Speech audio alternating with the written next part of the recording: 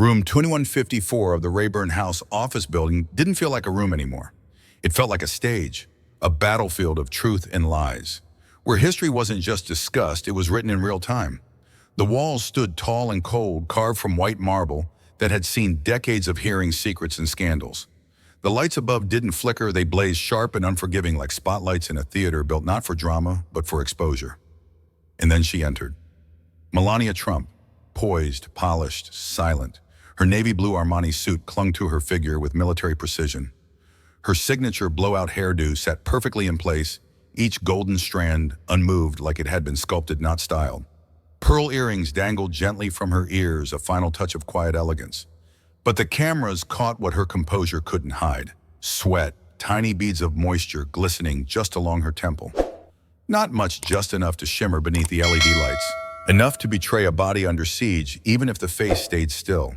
Because no amount of silk makeup or money can hide a soul that knows it's being hunted by truth. The room didn't breathe, it held its breath. Dozens of reporters from around the world filled the leather chairs lining the back wall, their fingers poised over keyboards, ready to capture every word, every pause, every gasp. From Japan to Germany, Brazil to South Africa, they came for one reason: to witness the moment elegance meets reckoning. The clicking of C-SPAN cameras formed a quiet rhythm in the background. Click, click, zoom. Each lens trained like a sniper scope, not on blood, but on truth. Aides whispered behind folders. Senators leaned toward one another, speaking in coded murmurs. Bodyguards stood like statues, but their eyes darted, always scanning. The tension was electric. Not the loud kind, but the type that crawls under your skin and settles in your bones. You could feel it even in the silence, like a courtroom seconds before the verdict, like the air before a tornado. This wasn't just politics. This was a collision of privilege and consequence. And everyone in that room, everyone knew something was about to break. Then, without a word, she stepped into the room. Congresswoman Jasmine Crockett. She didn't need fanfare. She didn't demand attention, but she had it. All of it. She walked with purpose, calm, grounded, and dangerous in the way truth always is when it's finally armed with proof. Her skin, radiant and proud, glowed under the courtroom lights. Her suit, simple charcoal gray, her expression unshaken, her silence deafening. In her left hand, a manila envelope, thin, unassuming. But every eye in the room was drawn to it like it was made of fire. No one said it out loud, but everyone felt it. This wasn't just a hearing anymore. It was a showdown between wealth and truth, between privilege and justice, between a woman trained to protect secrets and one who came to destroy them. Melania Trump represented 30 years of silence, power, and strategic invisibility. But Jasmine Crockett, she was the reckoning. Melania sat tall in the witness chair, back straight, hands folded, eyes cold, like a statue carved from ivory, elegant, emotionless, untouchable. "I find this entire proceeding inappropriate," she said. Her accent, soft, deliberate, floated through the air like perfume in a locked room. "This is a misuse of congressional time, taxpayer resources, and public trust." The room shifted, Republican senators nodded, a few reporters raised eyebrows, and Melania looked pleased with herself for a moment.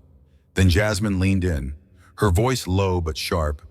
"Mrs. Trump, could you explain the purpose of the Elevation Cultural Foundation, registered in Delaware on March 15, 2019?" Silence. A half second, then another. Melania blinked just once. Her fingers moved.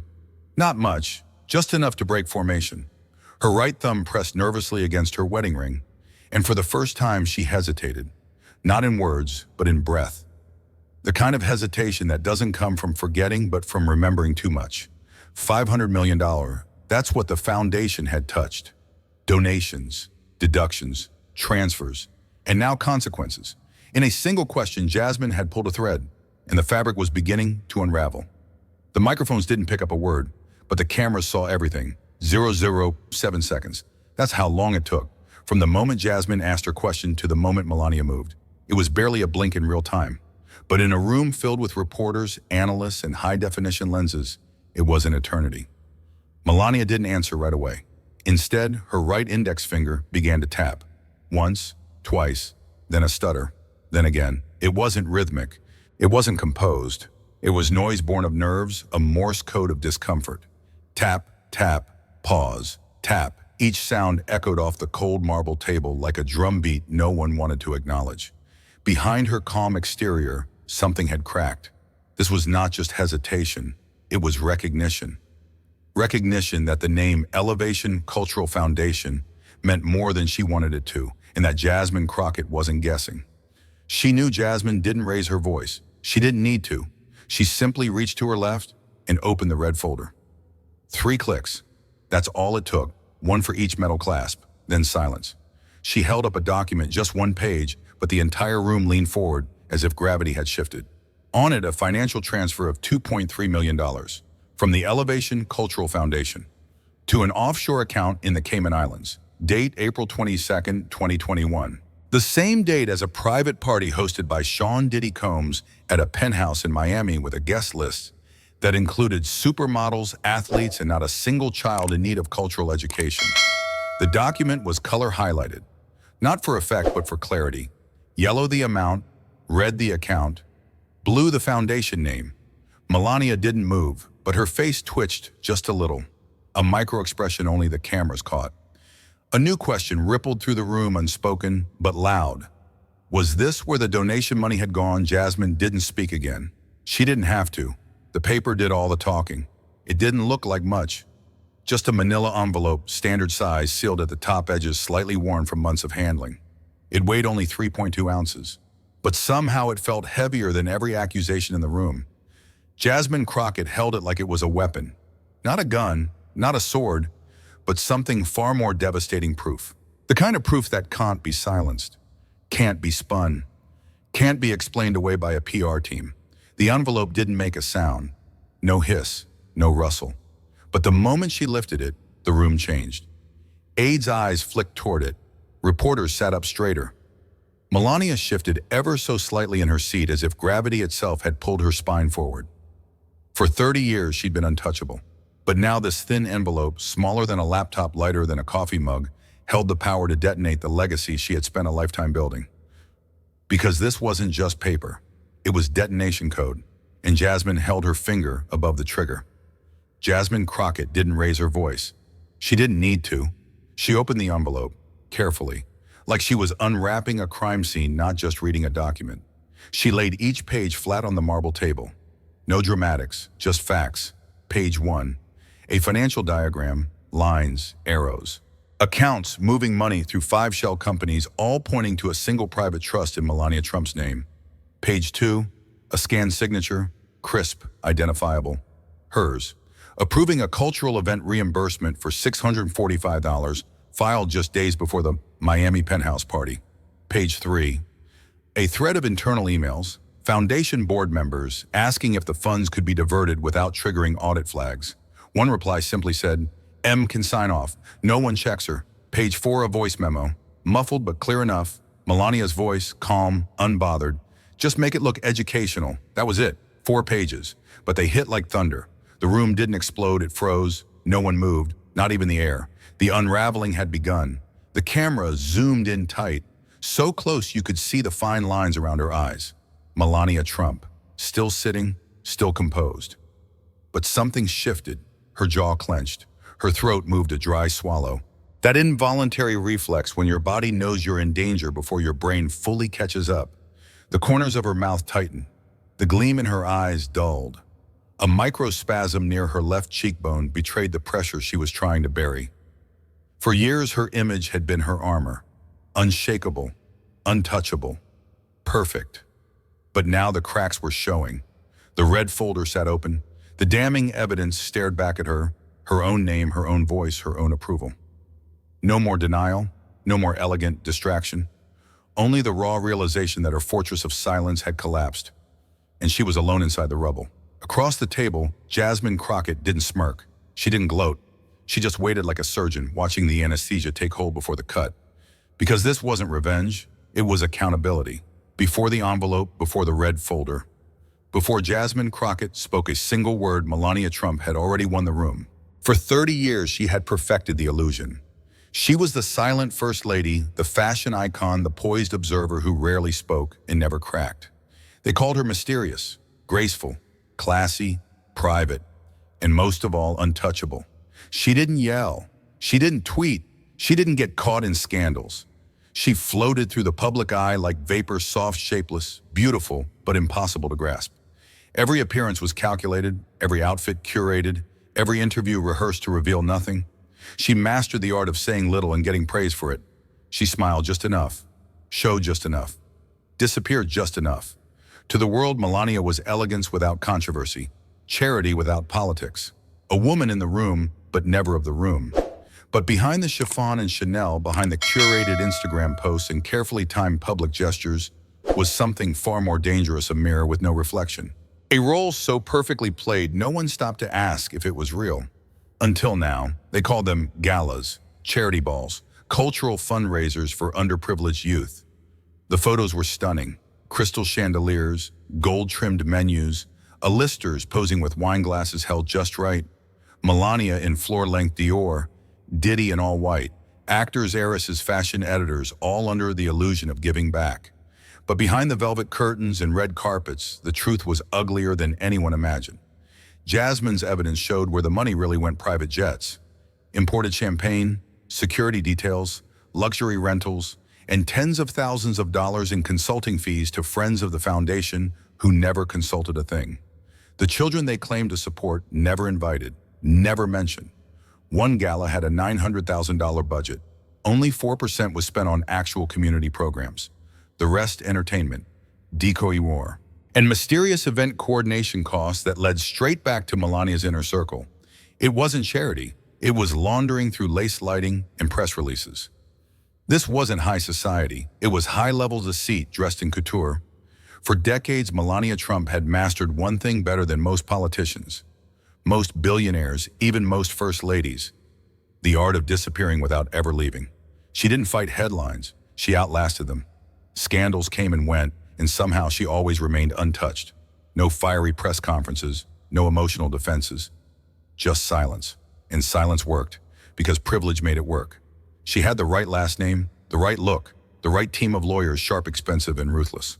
While the average citizen panics over a parking ticket, Melania sidestepped federal scrutiny like stepping around a puddle in Louboutin heels. The media praised her grace under pressure. What they didn't mention was that she'd never felt pressure at all.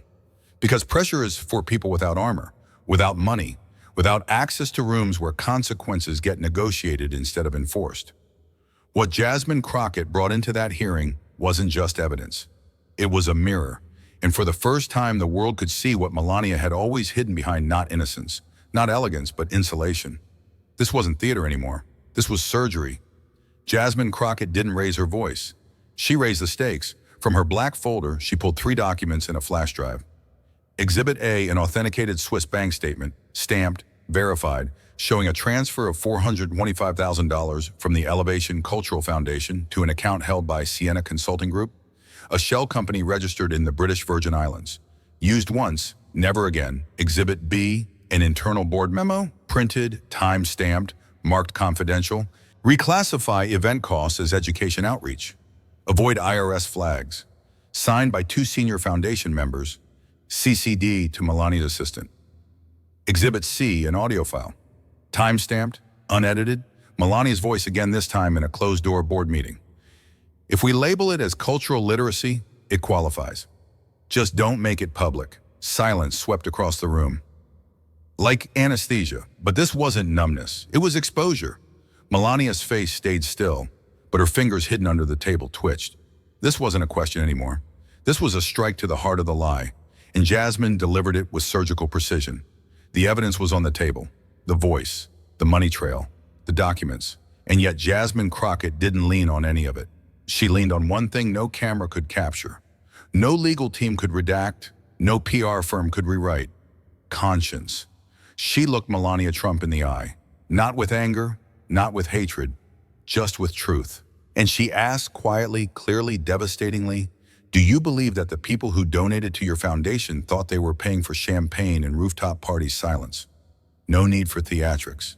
No need for objections. The question hung in the air like the final note of a funeral hymn. Melania didn't answer. Not right away, not with words, because deep down, everyone in that room already knew the answer. The room stopped. No papers rustled. No cameras clicked. No one even breathed. Jasmine's question still hung in the air, quiet, sharp, deadly. And for the first time in 30 years, Melania Trump had nothing to say. Her lips didn't part. Her fingers stopped fidgeting. Her posture remained perfect, but her power evaporated. She wasn't dodging. She wasn't deflecting. She wasn't performing. She was done. The silence wasn't empty. It was full of consequences, of truth, of a legacy unraveling in real time. C-SPAN didn't need commentary. The footage spoke for itself. This was the moment every person in that room and every viewer across America would remember. Not the documents, not the numbers, not even the scandals, but this a single question, and the silence that answered everything. It started with a pause and ended with an explosion. Within hours, the headlines multiplied like wildfire. Melania Trump faces federal inquiry over foundation funds. Swiss bank records raise questions of fraud. Jasmine Crockett's bombshell rocks Capitol Hill. Cable news ran the footage on a loop. Clips flooded TikTok, YouTube, and Instagram. Melania Foundation trended at #1 worldwide, and under every viral post, a simple caption she never answered. Donors pulled out. 3 major corporations released statements distancing themselves from the foundation. One even deleted every social media photo with Melania. Then came the subpoenas. The Justice Department announced a preliminary investigation. By morning, federal agents had secured access to the foundation's records. 2 board members resigned. Another lawyered up. It wasn't just a scandal. It was a reckoning. And Melania's silence, once seen as elegance, now sounded a lot more like guilt. She didn't hold a press conference. She didn't post on social media. She didn't explain. She just disappeared. Melania Trump boarded a private jet out of Teterboro Airport. No reporters, no entourage, just a single assistant and luggage rumored to contain documents, jewelry, and access to over $500 million in liquid assets. Where she went: Switzerland, maybe Dubai, some say Singapore. Wherever it was, there were no extradition treaties and no more questions. The woman once seen as the icy queen of American diplomacy vanished like a shadow at sunset. The last known footage, a blurry CCTV clip, a woman in a beige coat, oversized sunglasses, walking into a high-rise elevator in Geneva. No charges yet. No trial yet. Just vanished wealth, vanished power, vanished accountability, and left behind a country asking, how did we let her walk away? Years from now, when the headlines have faded and the hashtags have stopped trending, what will they say about Melania Trump? Was she a misunderstood first lady, a victim of media obsession, or the architect of one of the most elegant deceptions in modern political history? Her silence, once praised as grace, now reads like a calculated escape. Her charity, once seen as a mission, now looks more like a money laundering mechanism. And her image, the tailored dresses, the icy smile, the carefully rehearsed mystery, now feels like costume, not character. Jasmine Crockett didn't just expose corruption. She shattered a carefully constructed myth. And as the marble halls of power echoed in silence, the question wasn't about Melania anymore. It was about us. How many more lies are hiding behind polished smiles? This hearing was never just about one woman. It was never just about Melania's name on wire transfers or luxury galas masked as fundraisers, or even the $500 million no one could trace. It was about something far bigger. It was about the way wealth whispers and justice hesitates, how privilege buys silence, and how power, when left unchecked, always finds a way to protect itself. Jasmine Crockett didn't just challenge Melania. She challenged the myth that elegance equals innocence, that charity means integrity, that silence is virtue. She pulled back the velvet curtain. And behind it, we didn't just find Melania Trump. We found an entire system of untouchables, of unspoken deals, of smiling faces who never thought they'd be questioned. This wasn't just a scandal. This was a reckoning long overdue. She wasn't wearing diamonds. She didn't walk in with a private security detail or designer heels. Just a red blazer, a manila folder, and the truth. Jasmine Crockett never shouted. She never insulted. She simply asked the right questions and let the facts speak.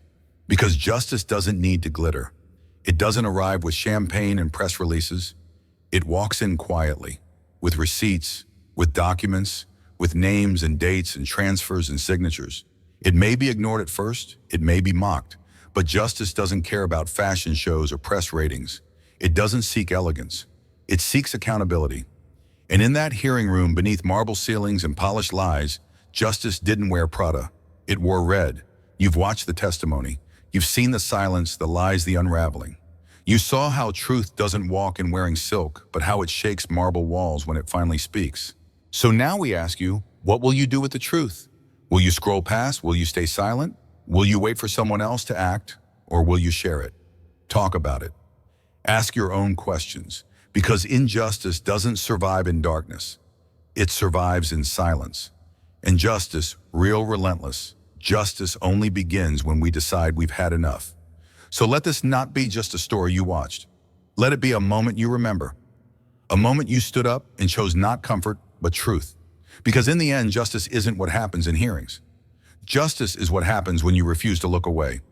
The truth doesn't always shout. Sometimes it whispers through documents, silences in eyes that look away. What matters is who chooses to listen. This story reminds us that power without accountability is dangerous, and silence in the face of injustice is complicity.